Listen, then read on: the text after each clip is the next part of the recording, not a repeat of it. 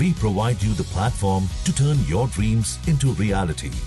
Give wings to your aspirations with KR Mangalam University. Middle east में चल रहे तनाव के बीच आज हम उन सवालों से पर्दा उठाएंगे जो दुनिया 2 हफ्तों की आग और गुस्सा, मिसाइल हमलों और वैश्विक आर्थिक झटके के बाद बहस कर रही है जिस पर और पूछ रही है। ईरान युद्ध में असल जीत किसकी हुई?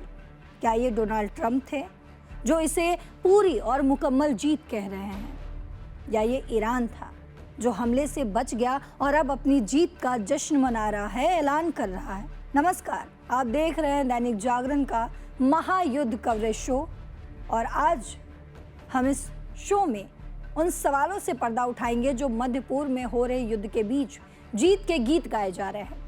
आखिर युद्ध कौन जीता? क्योंकि आज के ज़माने में युद्ध में जीत सिर्फ बमों और जान माल के नुकसान से तय नहीं होती।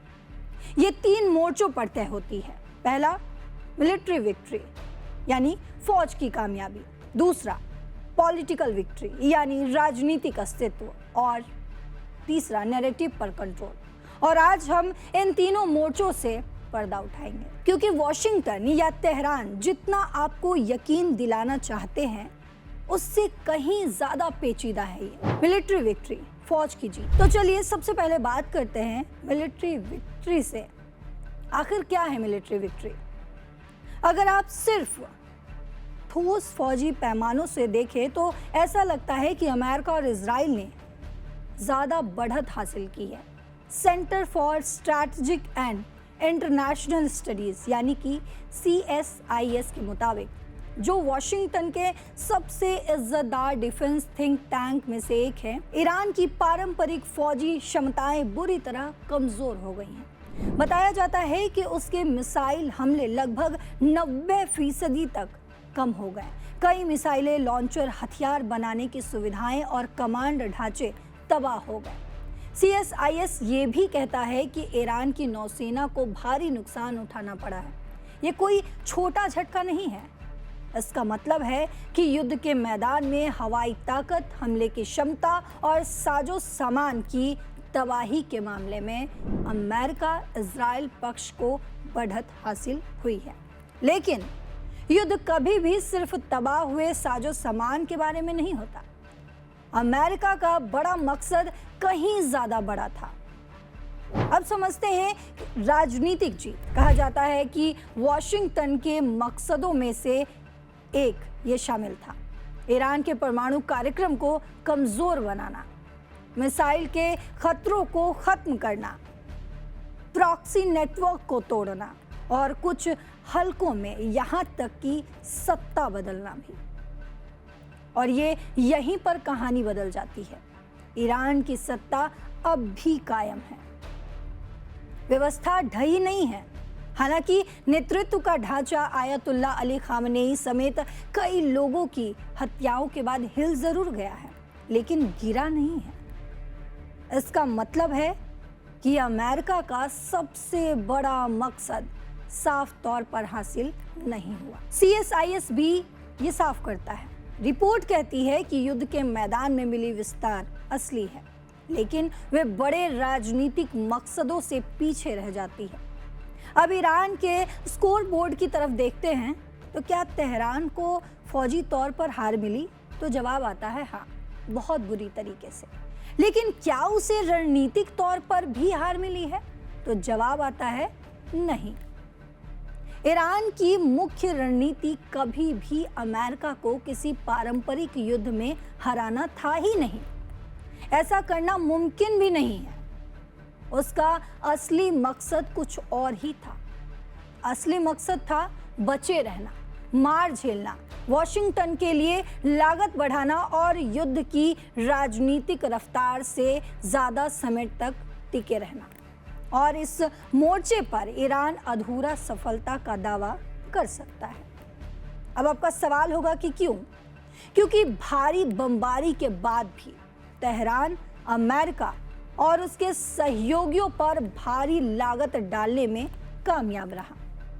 अब अगर बात करें अर्थव्यवस्था की, तो ईरान ने जिस सबसे बड़े हथियार का इस्तेमाल किया वो सिर्फ मिसाइलें नहीं थी, वो था स्ट्रेट ऑफ हॉर्मुज। दुनिया के सबसे अहम तेल मार्गों में से एक को बाधित करके ईरान ने ऊर्जा बाजारों में वैश्विक घबराहट पैदा कर दी। तेल की कीमतें आसमान छूने लगी, जहाज रानी के रास्ते बाधित हो गए, जहाजों के बीमा की लागत तेजी से बढ़ गई, उर्वरक और ईंधन के बाजारों पर भी बुरा असर देखने को मिला और इस झटके की लहर खाड़ी क्षेत्र से कहीं आगे तक फैल गई। एशिया से लेकर यूरोप तक सभी अर्थव्यवस्थाओं ने इस दबाव को महसूस किया और इसीलिए युद्ध विराम इतना मायने रखता है, क्योंकि अगर वॉशिंगटन पूरी तरह से जीत के कगार पर था तो उसने 2 हफ्तों के युद्ध विराम पर सहमति क्यों जताई? इसका जवाब है लागत। यह युद्ध महंगा होता जा रहा था, फौजी तौर पर, कूटनीतिक तौर पर और आर्थिक तौर पर भी। तीनों ही जगहों से अब ट्रंप भी जीत का दावा कर रहे हैं, लेकिन युद्ध विराम अक्सर तब किया जाता है जब दोनों पक्षों को ये लगने लगता है कि युद्ध जारी रखने में उसे रोकने की तुलना में कहीं ज्यादा लागत आएगी। जीत का नैरेटिव क्या है ये भी समझते हैं। अब अगर बात करें जीत के नैरेटिव की, शायद ये सभी युद्ध क्षेत्रों में सबसे ज्यादा अहम है। ट्रंप कहते हैं कि अमेरिका जीता, ईरान कहता है कि उसने अमेरिका को बातचीत के जरिए युद्ध रोकने पर मजबूर कर दिया। अलग अलग तर्क, ये दोनों ही दावे एक साथ सही हो सकते हैं, क्योंकि जीत का मतलब ये भी हो सकता है कि आपकी जनता किस बात पर यकीन करती है। ट्रंप के लिए यह नैरेटिव बिल्कुल सीधा साधा सा है। अमेरिका ने ईरान पर जोरदार हमला किया, उसकी फौजी ताकत को कमजोर किया और उसे बातचीत की मेज पर आने पर मजबूर कर दिया। ये है ट्रंप के दावे। इससे उन्हें अपने देश के भीतर फायदा मिलता है, सीधी सी बात है। इससे उनकी ताकत का प्रदर्शन होता है, इससे एक निर्णायक नेतृत्व वाली छवि को मजबूती मिलती है। लेकिन तेहरान के लिए संदेश कुछ अलग है।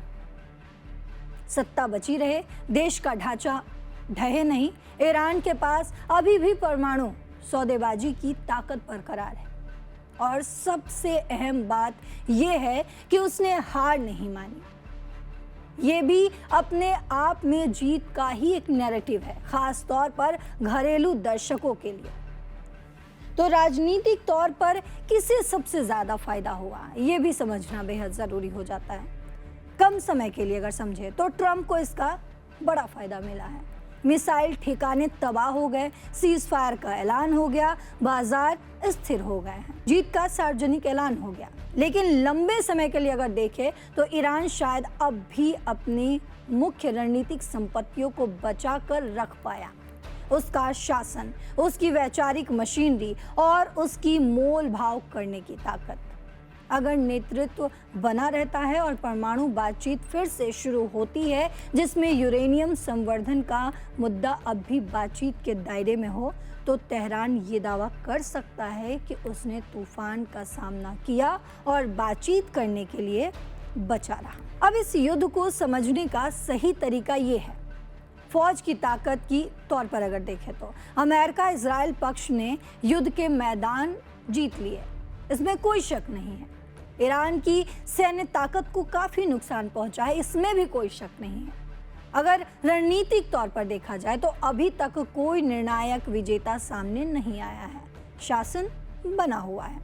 तो सवाल अब भी वही है, ईरान युद्ध में असल जीत किसकी हुई, असल विजेता कौन हुआ? क्योंकि दोनों ही तरफ से ये ऐलान किया जा रहा है। एक तरफ है डोनाल्ड ट्रंप यानी कि अमेरिका, तो दूसरी तरफ है ईरान।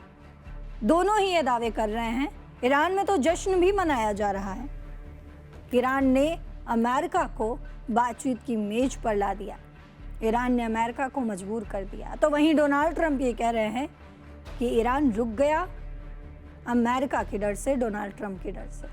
आपको क्या लगता है, आखिर किसके डर से कौन रुका है, किसकी जीत हुई है? या दोनों ही एक ऐसा गुब्बारा फुला रहे हैं जिसमें अगर सुई चुभो दें तो पता ही ना चले कि आखिर किसकी जीत हुई। आपको क्या लगता है? आपको जो भी लगता हो कमेंट बॉक्स में ज़रूर बताते जाइएगा। आप अपनी राय कमेंट बॉक्स में ज़रूर लिखते जाइएगा। साथ ही देश और दुनिया की तमाम खबरों के लिए देखते रहिए दैनिक जागरण। नमस्कार।